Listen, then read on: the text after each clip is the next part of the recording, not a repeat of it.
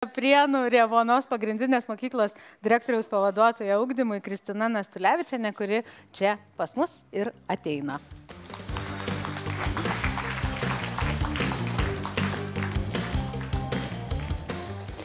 Tai labas vakaras ištvermingiausiams.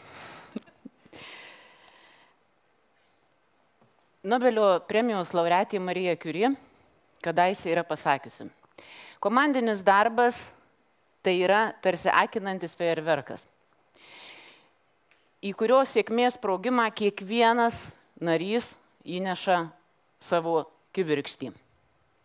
Bet kad tas fejerverkas būtų išties įspūdingas, tam yra pagrindinė sąlyga – susitarti, kas mums yra sėkmė. Suprasti vienodai jausti sėkmę ir vienodai arba labai panašiai matyti galutinę viziją. Šiandien ir noriu pakalbėti apie tai, kas mums visiems svarbu. Tai yra kaip kurti naujas ir gerinti jau turimas sąlygas, plėtojant įtraukiojo ugdymo idėją. Ir šiandien pateiksiu keletą mūsų Prienų savivaldybės pavyzdžių, kaip mes, kaip komanda, keičiame vertybinę sistemą, kaip kartu tariamės, ieškome sprendimų vykdydami TUM programoje numatytas priemonės. Prienų rajone yra 10 bendrojo ugdymo mokyklų, 3311 mokinių ir kas 8 mokinys turi specialiųjų ugdymosi poreikių. Seniai dirbame su šitais vaikais, seniai ieškome sprendimų, metodų, nes niekada nei viena mokykla nevykdė atrankos ir visada priimam vaikus atsižvelgdami į tėvų pageidavimus. Taigi, kokie tie 4 fakelai palaikantis mūsų komandinio darbo fejerverko degimą? Tai pirmą išskyriau mokytojų kvalifikaciją ir kompetencijos. Be abejo, čia didelius laurus prisiima švietimo pagalbos tarnyba. Bet be visų funkcijų, kurias čia esu išvardinus, noriu labai pasidžiaugti mūsų tokiu neformaliu bendravimu, kad bet kada iškilus problemai mums mes galim kreiptis, prašyti, jie atvyksta, pataria ir tas problemas su jais iš tikrųjų būna išspręsti labai paprasta.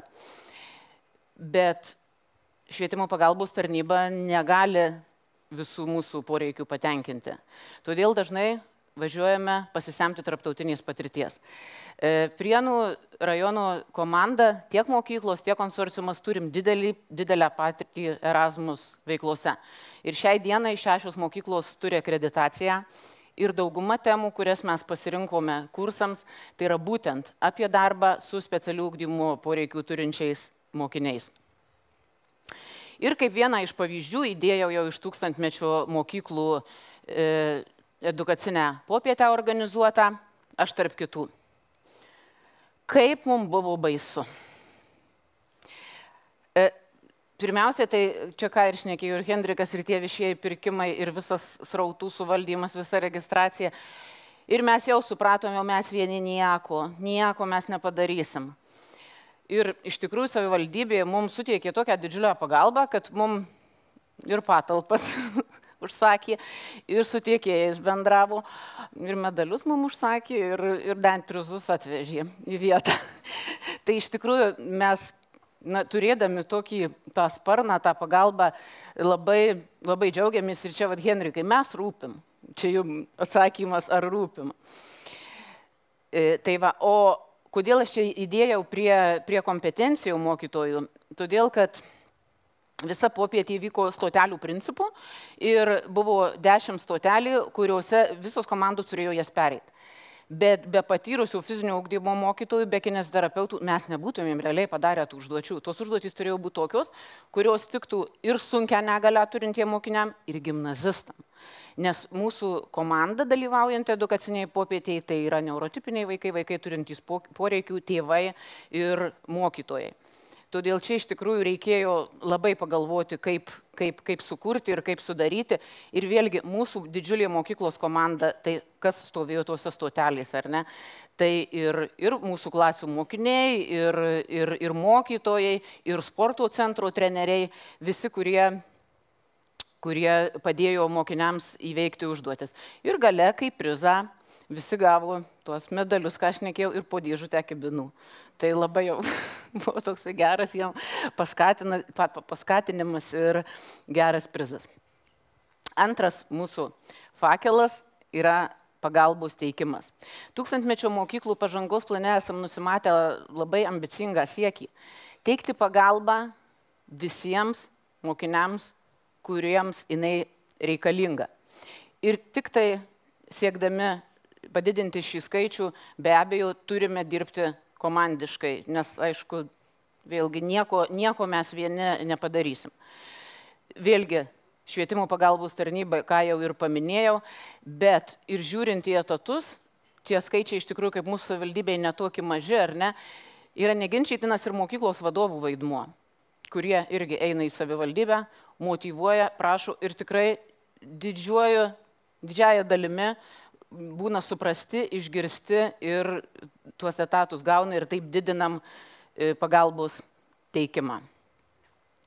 Ir viena iš tų, kur labai ir pagalbos specialistai dirbo, ir ta pati švietimo pagalbos tarnyba, antroji mūsų organizuota popietė, mokausi padėti savo ir kitiems. Matote lankstinukus, kurie buvo specialiai pagaminti šitai popietėjai, psichologija juos padarė. Popietės buvo esmė, kad vaikai iš vinilo juostelių gamino puokštės, velykinės puokštės, kurias vėliau išsivežė į mokyklą.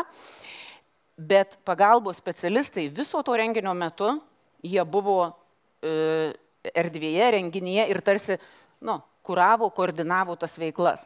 Ne vien, kad padaryti kompoziciją, bet būtent paprašyk pagalbos, ar ne, padėk jam, nepadaryk už jį, ar ne. Labai daug savanorių didžiulis indėlis, irgi kurie iškepė obuolių pyragą ir visą veiklą galėjome apibendrinti prie obuolių pyragų ir su arbatos puodeliu. Trečiasis mūsų fejerverkas yra fakelas, yra vertybės. Turbūt visi sutiksite, kad tai yra tas labai sudėtingas sritis ir nėra taip lengva jas pakeisti, ar ne? Todėl mes rajono komandoje iš tikrųjų esame susitarę, kas mums yra įtraukusis ugdymas, kokį modelį norime sukurti ir nuostatas keičiame įvairiais lygmenimis. Tai pradedant ir mokyklos bendruomenę ir baigiant savivaldybės administraciją, visi laikomės vienodos nuomonės, kad tik tai visi kartu galėsime sukurti mokyklą, kurioje gera kiekvienam. Ir dirbame įvairiomis formomis. Ir bendraudami, renginiuose, diskutuodami, skaitydami pranešimus, kad įtikintume dar bent vieną žmogų, kad tik tai su tolerancija, empatija ir užuojauta galime sėkmingai eiti toliau. Mes esame švietimo bendruomenė išsikėlusi ilgalaikį tikslą, kuris mums padeda ugdyti jau minėtas vertybės. Ir kai rengiau šitą pranešimą, kolegų sako, va, ta popietė ant bangos, va, čia labai tinka. Tai čia buvo tokia pati masiškiausia, nes ne tik tai, kad 10 rajono komandų dalyvavo, 14 rajono komandų dalyvavo 10 visų Prienų rajono įstaigų. Tai yra visuomenės sveikatos centras, biblioteka, krašto muziejus, sporto centras. Ir mes buvome visi kartu, tokie atstovai iš įvairių sluoksnių, kurie galėjo prisiliesti, kurie galėjo daryti, padėti tas užduotis. Ir, kaip ir sakau, savivaldybė vėlgi mums padėjo. Jau mes čia viską apskaičiavom, visiems tiems, ką reikėjo prizams, visiems tenai batutą mes užsakinėjom, ar ne, viską apskaičiavom. Ir va tik pamiršom, va tiem 10 partnerių. Kažkaip tai reikia padėkoti, žmonės dirba pusę dienos su mūsų vaikais. Tai mokyklos vadovas skambutį švietimo skyriau. Ir aišku, mes gavom. Kodėl aš kalbu? Aš kalbu todėl, kad sako, o mes negaunam. Ar prašyt? Nebijokim prašyt. Tai mes gavom šaltkrepšius, padėkojom gražiai visoms komandoms. Ir pati buvo idėja, kodėl ant bangos. Tenai taip mato tokią tvorą, pynėm bangą iš atraižų, kiekvienas turėjo įpinti tokią dalelę ir gale renginio jau turėjom tą galutinį tikslą, kur galėjom pasidžiaugti ir visus vėlgi apdovanojom partnerių knygom ir picom šį kartą. Galvojom, kas gali būti užkibinus geriau. Nu, gal pica. Ir ketvirtasis fejerverkas, fakelas, ištekliai. Tai vėlgi pirmų trijų, aišku, mes mokyklos vienos, tos kibirkštėlės ar ne, be savivaldybės pagalbos ir be kitų partnerių, tai mes tikrai nieko nepasiektumėm, bet šiandien labiausiai norisi kalbėti apie tuos multisensorinius kambarius. Tokį kažkaip, aš girdžiu paskutinį metu lyg tokį, čia sienos, čia, Jeigu mes žinome, kas tai yra ir kam, tai yra ne vien sienos. Tai dabar truputį apie tai. Pažangos plane 3 iš 4 projekte dalyvaujančių mokyklų yra susiplanavę įsirengti multisensorinius kambarius. Ir mūsų kaip kuruojančios mokyklos darbas jiems padėti. Nes mes turime specialių ugdymo skyrių, mes jau turime tą sensorinį kambarį, pas mus dirba kineziterapeutė, tai mes apsiėmėm tą konsultantų vaidmenį, mes tiesiog kvietėm mokyklas, atvažiuokite, pažiūrėkite, pasakysime neformaliai ten be jokių, patarsime, ką reikia, ką nereikia, kaip čia ką daryti. Tai pirmiausiai šitą ir antrą žinutę, ką siuntėm, galvokit, kas dirbs tame kambaryje. Jeigu jūsų yra tokia mintis, padėjėjus atsives pagal poreikį. Viskas, kolegos, nieko nebus.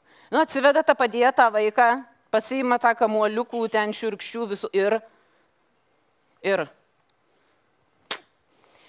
Tai jeigu mes žinome, kas tai yra ir kam tai yra ir turime tada specialistą, tada taip.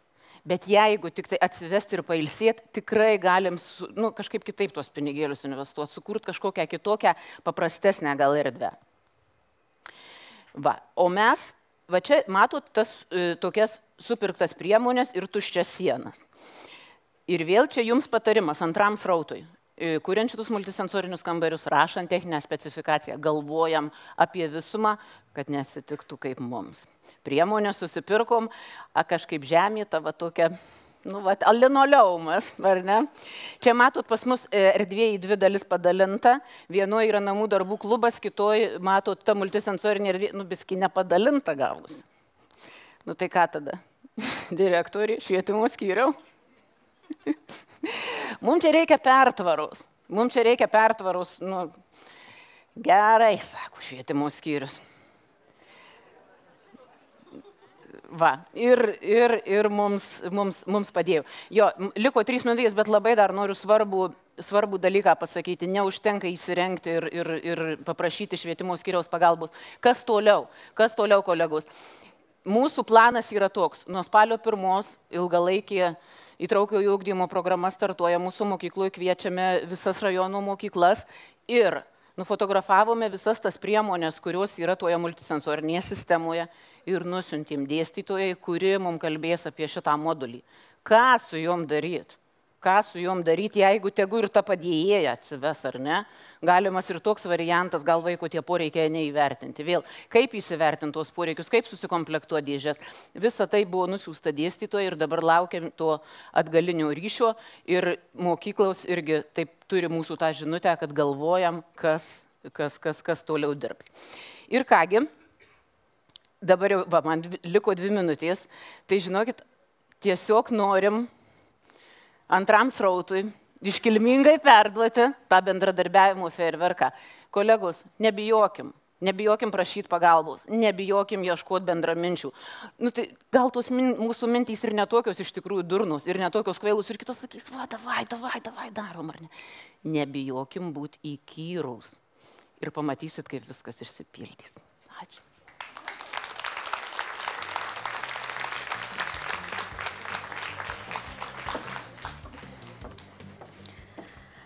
Ačiū labai. Gal turi kas nors klausimą įkyrų arba neįkyrų? Šiaip aš noriu tiesiog dar kartą akcentuoti jūsų tą gražiai pasakytą paskutinį sakinį. Nebijokim būti įkyrus. Jis nedažnai gal nuskambia, bet man atrodo, čia labai tinka. Tai labai ačiū. Paplojam Prienams.